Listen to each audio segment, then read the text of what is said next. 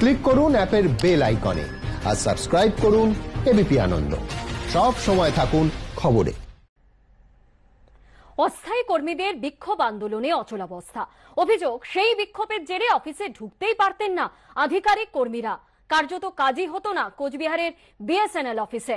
1 বছর পর আজ পুলিশের হস্তক্ষেপে খুলল দপ্তর।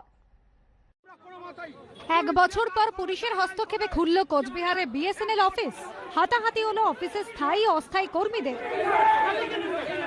আহত হলেন কয়েকজন। অভিযোগ, 1 বছর আগে কোচবিহারে বিএসএনএল অফিসে অস্থায়ী কর্মীদের ছাঁটাই করে দেওয়া হয়। তারপর থেকেই তারা অফিসের সামনে টানা অবস্থান আন্দোলন চালাচ্ছিলেন। অভিযোগ, অস্থায়ী কর্মীদের এই অবস্থান বিক্ষোভের জেরে ঢুকতে পারছিলেন না আধিকারিকরা। এর জেরে চরম দুর্ভোগে পড়েন গ্রাহকরা। অভিযোগ, কাউন্টারে বিল জমা দেওয়া, নতুন সংযোগ নেওয়া, কার্যত কোনো পরিষেবাই মিলছিল না। বৃহস্পতিবার কোচবিহারে কোতোয়ালি থানা পুলিশের সাহায্যে আধিকারিক কর্মীরা অফিসে ঢোকেন। তবে এদিনও আধিকারিকদের অফিসে ঢুকতে বাধা দেন অস্থায়ী কর্মীরা।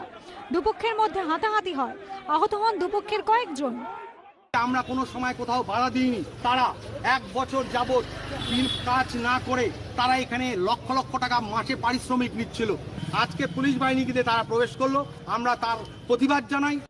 কর্তৃপক্ষের পাল্টা অভিযোগ, আধিকারিকরা অফিসে ঢুকতে গেলে তাদের হুমকি দেওয়া হতো। যারা অন ডিউটিতে তাদেরকে যায় সামনে যায় বলছে আপনারা বেরিয়ে যান, আপনাদের এখানে ঢুকতে দেবো না। এরকম অনেক ইনসিডেন্ট আছে। আর ওরা যেটা বলে যাচ্ছে ওরা একদম মিথ্যাচার। শেষ পর্যন্ত পুলিশের হস্তক্ষেপে বিএসএনএল অফিস খুললেও পরিষেবা কবে স্বাভাবিক হবে তারই প্রতীক্ষায় গ্রাহকরা।